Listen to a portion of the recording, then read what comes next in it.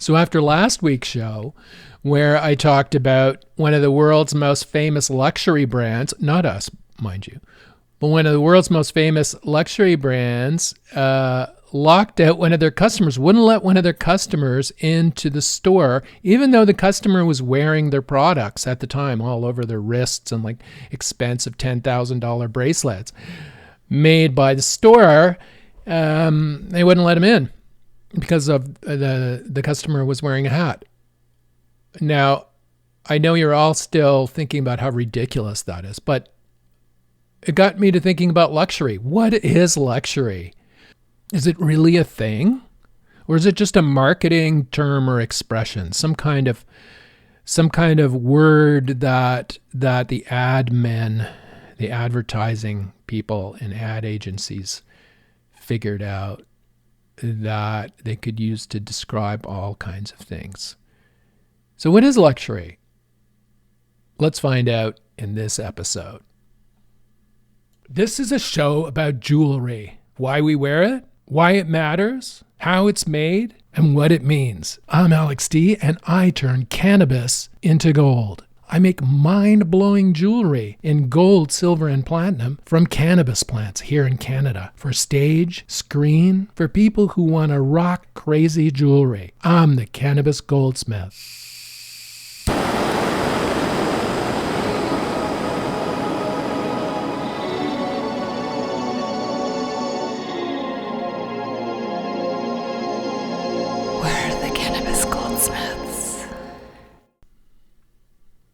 I think luxury is different for everyone. Okay. Something that is luxurious to one person may not be to another person. Now, when I think about luxury in our case, well, let's pick apart the term. Luxury can mean a status thing. It could mean like that last week where someone is buying a product or trying to buy a product based on the status of the brand producing the product. And it's not necessarily about the product, but it's about the brand associated with the product. Okay. Now, is that luxury? Or sometimes it's about the rarest thing. So in our case, with our products, they're rare. We don't make many pieces a year. So that's all we do. We don't mass produce them for a luxury market or any market. We only make a certain number of pieces a year. So by its nature, it's a luxury product. And our products are made of precious metals and are of the finest quality. The designs are all thought out and stuff. So that's how I define the luxury of our products. They're rare, they're made with the finest materials, and they're custom made, they're bespoke products. So that's a luxury right there to me. Now, that's a baseline. I consider that a baseline for luxury.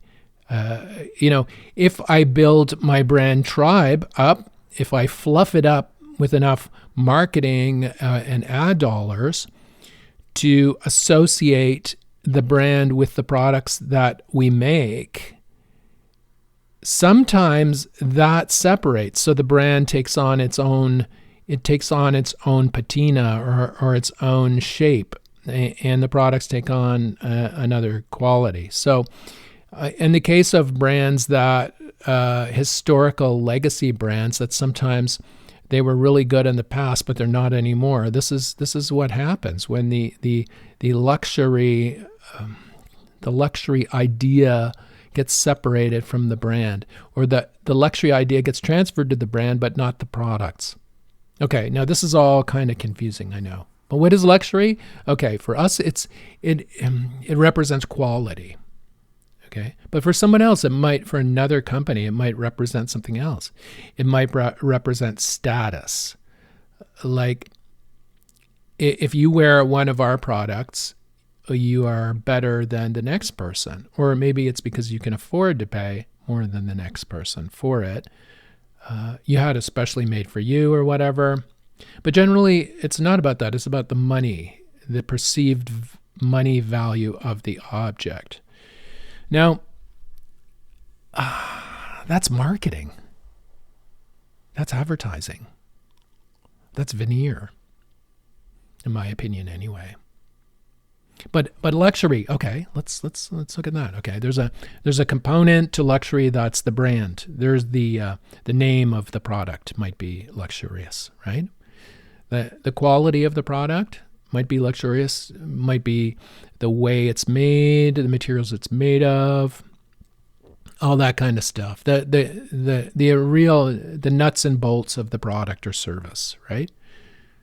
So, as I said, in our case, precious metals, everything made by hand, limited number of pieces a year, rare, luxurious, bang, there you go.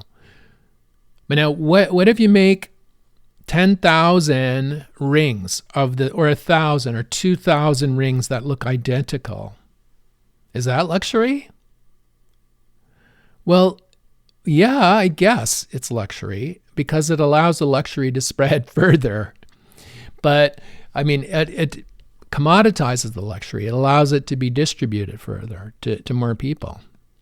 Now, if the people still feel that's luxury and they buy those rings, then good for them. Like it's everyone is happy.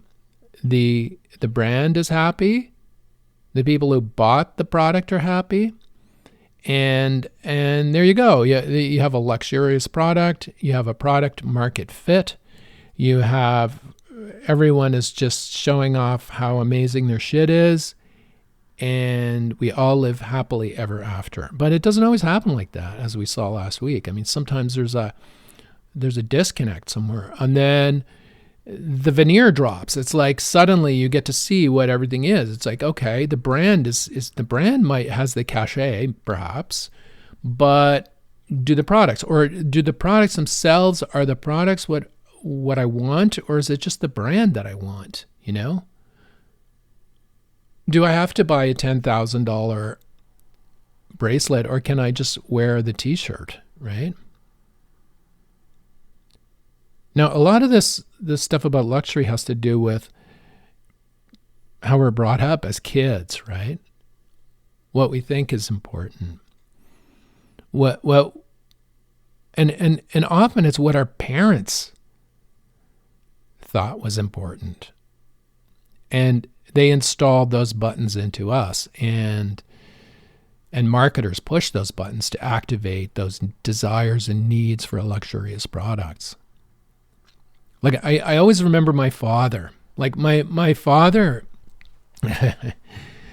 my father's been long dead now, but he was an immigrant to Canada after World War II. He was captured. He was fighting. He was a partisan fighting against the Nazis, and he was captured.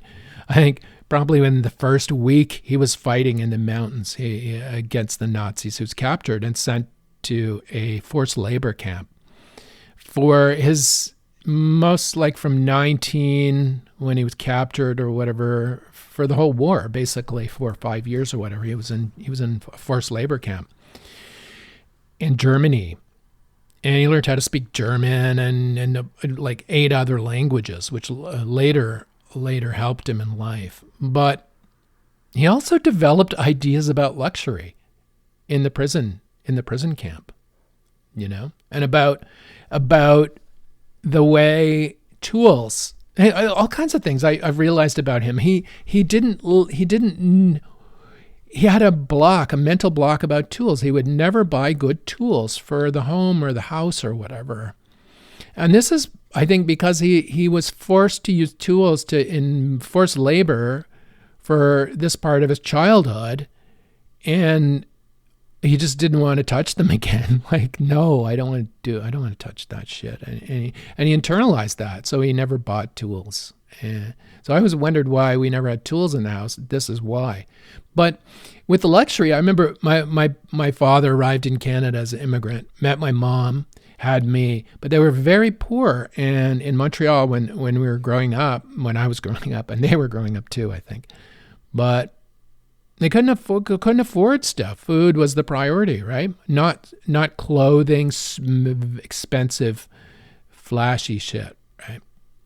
And I remember my dad. He got his first job at a United Nations agency in Montreal and worked up from there. But he had to wear a suit to work, right? And couldn't afford a fancy suit. So years later, he bought his first custom suit. And by then I was like a teen, I think, back then when he first did it. I was a teen. And he bought his first custom suit. And he was so excited. I remember him being so excited. Because you see, this was luxury to him. He had to buy off-the-rack suits at like Kmart or whatever just to wear to work to qualify for to fit in with everyone else at work. But he wished he could buy better suits, but he couldn't afford the suits because I was eating all the money and he was raising the kid, right?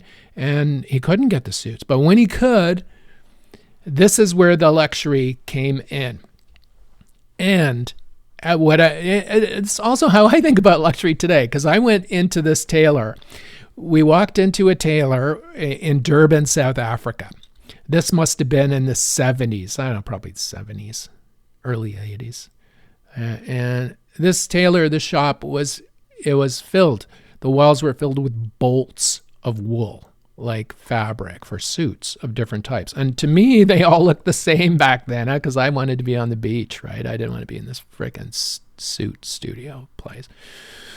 Anyway, the tailor was there. My dad said, I need a suit for work. And he wanted to seem real calm about it, but he was super excited because this was his first suit, right? And it was getting made to him. So the tailor whipped out the tape measure, put him up on this pedestal. This is important too. He put my dad up on a pedestal. And he started measuring my dad all around, over, legs, arms, back, whatever. Waist, up and down, probably measured his head too. I don't know. It was took a long time doing it. And I was watching this. And this is how a tailor works, right? A good tailor. And he was measuring my dad up. And this is what the customer of a custom piece requires. They require this level of attention to detail, of customization and making sure the measurements are just right. And if they're not, adjusting them until they are for one specific person. Not 10,000 people, not 1,000, not 100 people, but just for one person. So this is luxury for my dad. He's in this shop. He's getting his first suit made, and he's confronted with this wall of wool, bolts of wool fabric, suit fabric that look nearly all the same. Some have tiny little stripes or little checks in them. Some are like gray. They're all gray, mostly gray, But anyway, he picked out one, and he actually asked me for some help too, as to picking out which one. There was a choice between two, and I picked one out, and he agreed, and this is the one he got for his suit. And this took a long time. This took like an hour. And the tailor was there in the shop with us the whole time, and he was allowing us the space to make those choices, right? Allowing my dad the space to make those choices. But he was constraining the amount of choices. Even though there were a lot of different kinds of fabric there to choose from, he was keeping them, there weren't millions like there are online. There was maybe 100 or 70 or whatever, something like that. So, just enough, probably 150. There's this scientific piece or whatever, this thing, this is, the human brain can only handle knowing 150 people or whatever, and beyond that, we just lose track of it. So I think it might be the same thing with objects. So if we have like 150 bolts of suit fabric, this seems about right. Anyway, the old man picked out the suit fabric. The tailor, made minor adjustments because of the thickness of the fabric was different than other thicknesses or whatever. And he said, okay, come back in a week or two and we'll have this ready for you, and we can tune it. We can tune it to you. Now, this is another thing about custom luxury work. My dad just began glowing, right? Like when we left the shop, he would look at his watch and was like, fuck, how am I going to wait 2 weeks for this suit? Because I'm going to be thinking about it all the time. Because he had been given so much attention and stuff, and, it was getting made for him special. It was his first one. It was like all this stuff that was like, he had arrived, right? He'd arrived. Sure, he could afford the suit. Now he could. But this, having one made was like a bespoke suit made was like it, right? This is, in his world, this was like serious shit. This was like, nobody else is going to have this suit. He's going to have it. It's going to be exactly what he wanted to fit, right? To suit his creative. He didn't have much of a creative bent, but he to fit his taste, his dressing taste. He was a snappy dresser. I've seen pictures of him as a youth. But so anyway, for him that was luxury, and you can see how it is because there's a rarity. Maybe that tailor was making 1,000 suits a year, but they were all different, right? Each one was different, not 1,000 of the same suit, right? So that to me, luxury to me means that, and that's from my father. So to me, it means that. But to you, it might mean something else. Say, for example, you grow up in a borough in New York, or in an area in Europe, or in a part of London that people used to wear a lot of gold. Maybe your dad used to wear a lot of gold. Maybe you're from the subcontinent, and gold is almost intrinsically woven into your culture, like high carat gold, and it's intrinsically woven into your cultural fabric, right? Maybe that's why you wear it. But anyway, it comes from our youth, I think. But the idea of luxury also comes from your youth. The people who you grew up around, and were they rocking big gold chains around their necks? Was that what you used to look up to when you were a kid?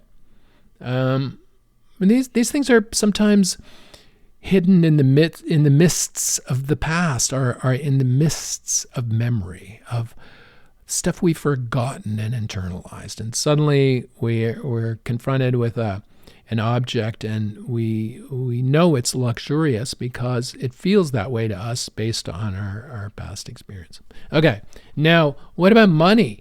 Does expensive mean luxurious? Well, I don't know. Like, it can, if that's what you consider to be a measure, right? Like, if you grew up and if you were a kid and you were people were always projecting shit on you with their expensive shoes or their expensive clothing that they got, and you couldn't get any of it as a kid because you couldn't afford it, maybe this is what you're going for now, Or maybe not. Maybe it's the opposite. Maybe that's now ingrained in you. It's like, fuck that shit. I don't believe that. It's all marketing. Maybe you're a practical person. Like me, I'm a practical person. The way I think about luxury personally, I think about it in two ways. I think about it in luxury that I make for people in products, which I described as being rare and extremely high quality, and pieces made in precious metals. That's, for me, for my clients, that's luxury. But for me personally, it's a little bit different. And as I get older, my needs change. When I was a youngster, fashion, what I wore, was much more important to me than it is now. And it's much more important to me when I was living in Toronto than it is now when I'm living in a rural area. So the idea of luxury can be dependent on location too. Like here, a good chainsaw out here is more important to me than a $5,000 hybrid bicycle, right? To ride on the streets of Toronto. Like, a chainsaw that won't fail, a snowblower that won't fail is luxury to me now. But see, it's not luxury to you unless you're living in Vermont or something in the winter. Now, this is the thing about luxury. And so brands have jumped in to this to divvy up, to dice up the luxury segments. You can get luxury brands in every segment. And some are just brands that have nothing underneath them. And then others have brands that have long histories behind them that may be different now than when they started out. And then some are brands that are not even anything. They're just brands. They're just like just veneer, like nothing. And then there's other companies that you've never heard of before that make rare items in each category that are considered by experts in each category as luxury, as the best things. So this can be in the jewelry category, for example. There's a jeweler a lot of jewelers love called Suzanne Belperron. She an amazing jeweler. Like a lot of jewelers consider her, throughout the world, consider her to be like, if they had a piece, they would want one of her pieces. So they consider this like a luxury piece, right? I want one of her books. I want a book about her stuff. But even that is hard to get. Like they're selling the books for $800 used, right? They only printed like 5,000 or something, and they're finished, and they're gone, and or less. I don't know. Maybe they printed millions, but anyway, they're going for $1,000 each, and luxury is not worth that much to me. But I'll tell you here, I would spend that much on a good chainsaw if it wouldn't fail and I needed it, right? Because of where I am. So luxury is such a fluid definition. It can mean so many different things to so many different people. Now, mostly I've been talking about how it's presented to you as a customer. So from the perspective of a brand or a jeweler, a manufacturer, a clothing maker, or whatever. But what you bring into the situation is important as well. It's like you're bringing your life, you're bringing your life experience as a customer. It's determining what you're attracted to in the way of luxury and what you consider luxury. So next time you're about to buy something, just for a second, just think back into where you got the idea that this was luxurious. Was it your dad, your mom, somebody you looked up to as a kid? Or is it just purely based on personal satisfaction? Like, there's nothing wrong with that either. Like, I'll spend money just for personal satisfaction. And we all do this, right? But luxury doesn't have to be expensive either. I mean, on a hot summer day, a $10 ice cream cone is a luxury. It's one of the finest luxuries in the world. Every culture has a version of ice cream that they've developed as a luxury for hot summer days. And they're all sort of slightly different. They're all good. So it doesn't have to be expensive. But think about luxury is not... You determine what luxury is. Don't let people tell you what luxury is. Not even me. I mean,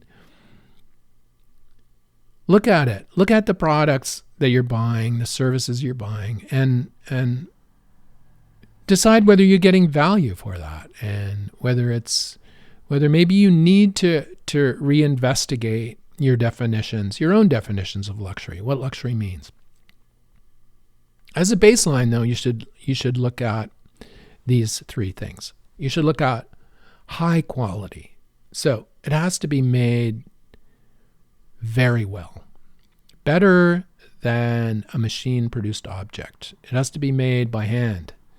It has to be crafted and designed and made by hand. Okay? That's one. Two, it has to hold some value over time. It has to be able to hold value over time, either as a collectible object, as a piece that may wind up in an auction house someday, being sold for multiples of what you paid for it. It has to hold value over time. It doesn't have to build value over time. It just has to hold it in some way. So it's the opposite of going to landfill. It's kept, it's treasured. That's luxury. And the third thing about luxury is it's completely fluid and it's entirely relevant to you as a person. And it depends mostly on how you were brought up. So that's the three things about luxury to think about when you're thinking about luxury. But it's easy to see the manufacturing quality and the rarity and that kind of stuff. That's easy to document and to tell somebody about, right? Like we do it. I do it. I say, okay, I only make one of these a year. I only make 2 or 3 a year. That's it. That's all we can make. We can't make any more than that. If we do, then it's mass production, and I don't want to do that. So luxury of our products are in its rarity. And look, if somebody pays for something to be made out of 18 karat gold, that's luxury and rarity too. And if we design something specifically with the person in mind, or we even do it for pets, like we make dog and cat bling of super high quality in precious metals. I mean, we think about the animal we're making the piece for. I look at a picture of the animal as we're designing it, right? This is luxury. This is high quality. I mean, it's not, okay, how many can we ship to our store in Vienna? Can we ship like four boxes of bracelets to Vienna store? No, it's none of that shit. It's like, it's one at a time, carefully thought out and produced. That's what it's about. All right, luxury. Your luxury is different than the next person's luxury. So when I'm telling you about luxury here, is fluid and it's relevant only to you. You might not like cannabis jewelry, and good for you, but you might like some other kind of jewelry that is made by the same, made with the same amount of care and diligence and attention to detail and respect for the customer, and say, in some other style, and go for that. Life is too short to buy products or services that are not meant for you. It might, if you can afford it, you ought to be buying bespoke, because really there's no other way to go. Anyway, luxury is just a weird, it's just a word, really.